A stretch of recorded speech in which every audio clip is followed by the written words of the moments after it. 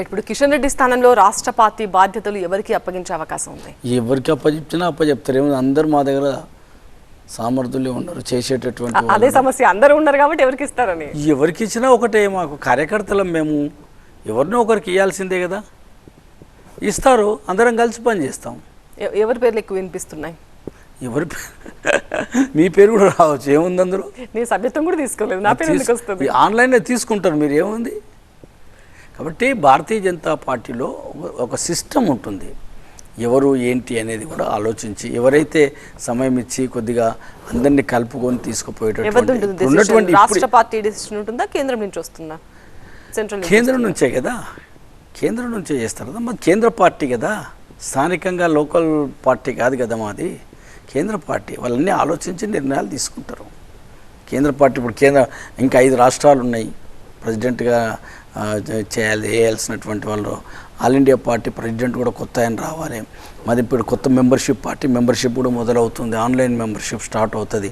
10 సంవత్సరాలు పూర్తి అయిపోయింది ఆన్లైన్ చేసి. ప్రపంచంలోనే నంబర్ 1 రాజకీయ పార్టీగా ఈనాడు పార్టీ సభ్యత్వం 14 కోట్ల మంది ఈనాడు పార్టీ సభ్యత్వం ఉంది మాకు. మళ్ళీ రేపు జూలై నుంచి మళ్ళీ మాకు మెంబర్షిప్ మళ్ళీ మొదలవుతుంది.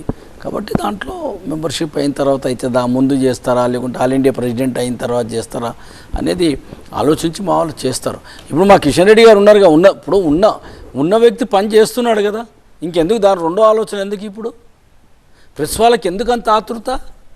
సో ఇక ఇప్పుడు ఆలోచన పార్టీలో లేదంటారు. పార్టీలో ఎప్పటికి ఉంటుంది కదా. పార్టీ అనేది నిత్య నూతనంగా ఎప్పుడు పనిచేస్తుంటుంది, ఆలోచించి పనిచేస్తుంటుంది. ఇప్పుడు రేపు ఉదాహరణకు రేపు యోగా ఉంది, వరల్డ్ యోగా డే. ఎవరు తీసుకొచ్చిండ్రు? నరేంద్ర మోదీ గారే. యునైటెడ్ నేషన్లో ఒప్పించి 193 దేశాలలో 2014 ఒప్పించి 10వ సంవత్సరం రేపు జరిగేటటువంటిది. అలా మేము ఎప్పుడు కూడా లైవ్లో ఉంటాం. అన్ని కార్యక్రమాలు ప్రజలకు పనికొచ్చేటటువంటి కార్యక్రమాల్లో మేము అన్నీ చేస్తూనే ఉంటాం, నిరంతరం చేస్తూ ఉంటాం. ఇప్పుడు అధికారంలోకి వచ్చింది కాబట్టి చాలామంది మమ్మల్ని అరే కరెక్టే బీజేపీలు చేస్తున్నాం, అంతకు మేము ఏది చెప్పినా బీజేపీలు ఇట్నే చెప్తుంటారులే అనుకునేవాళ్ళం. ఇప్పుడు నమ్ముతున్నారు మమ్మల్ని. వాళ్ళు ఏది చెప్తారో అదే చేస్తారు, ఏది చేస్తారో అదే చెప్తారని చెప్పని.